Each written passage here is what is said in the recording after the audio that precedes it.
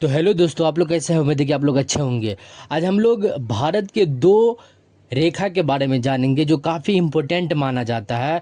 और इस रेखा से कई बार एग्जाम में क्वेश्चन बनता है कि मानक देशांतर रेखा से क्वेश्चन बनेगा और कर्क रेखा से क्वेश्चन बनता ही बनता है। तो आइए हम लोग जानते हैं। ये क्वेश्चन आपको बीपीएससी, यूपीएससी, पीसीएस एग्जाम में देखने को मिलता है, एसएससी सीजीएल में देखने को मिलता है, एनटीपीसी में देखने को मिलता है। जो भी कंपटीशन का एग्ज़ाम का तैयारी करते हैं उसमें देखने को मिलता है।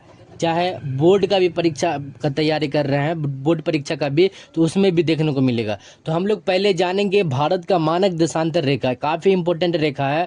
यानी कि भारत का मानक देशांतर रेखा किसको बोलेंगे? तो 82 डिग्री 30 मिनट पूर्वी देशांतर रेखा को हम लोग मानक देशांतर रेखा या मानक समय रेखा बोलते हैं। ठीक है, तो भारत का मानक देशांतर रेखा किसको बोलेंगे? 82 डिग्री 30 मिनट पूर्वी देशांतर को हम लोग भारत का मानक समय रेखा या मानक देशांतर रेखा बोलते हैं। ठीक है, और ये जो भारत में मानक समय रेखा है ये 5 राज्य से होकर गुजरती है। काफ़ी इंपॉर्टेंट ये है। ये जो 5 राज्य है ये काफ़ी इंपॉर्टेंट राज्य है जो मानक देशांतर रेखा को, मतलब मानक देशांतर रेखा ये 5 राज्य से होकर गुजरती है। पहला है 5 राज्य में उत्तर प्रदेश। उत्तर प्रदेश का मिर्जापुर नाम सुने होंगे। यहाँ पे देखिए ये जो है, ये वाला रेखा जो है, ये यहाँ पे पेंसिल से जो खींचा हुआ है ये मानक देशांतर रेखा है। और ये रेखा जो देख रहे हैं आप कर्क रेखा है। ठीक है, तो इसमें जो है मानक देशांतर रेखा में सबसे पहले आता है उत्तर प्रदेश। उत्तर प्रदेश के बाद यहाँ पे छत्तीसगढ़ जो एमपी और झारखंड से सटा हुआ है। ठीक है, एमपी और झारखंड से सटा हुआ छत्तीसगढ़।